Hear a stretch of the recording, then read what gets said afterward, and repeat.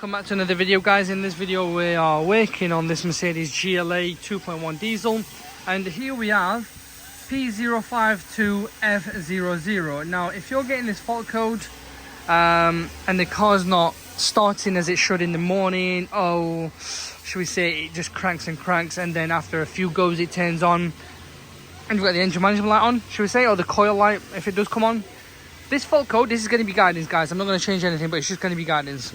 So the fault code here we have is to do with the glow plug module. So this is the wiring going to it. We've checked, everything's fine. As always, make sure you check the wiring, make sure there's power to it. Now the location to the glow plug control module is right here, guys. That's it there. What we recommend, it's really easy to work on, nothing difficult. I mean, if it's getting in your way, move this air filter box, it'll be easy to work on. Size maybe 8, 10, I don't know, 8 maybe.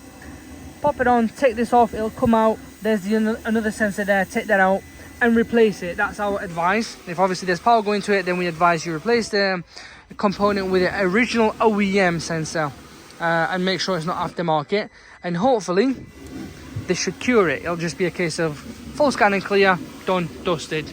That's all it needs, guys.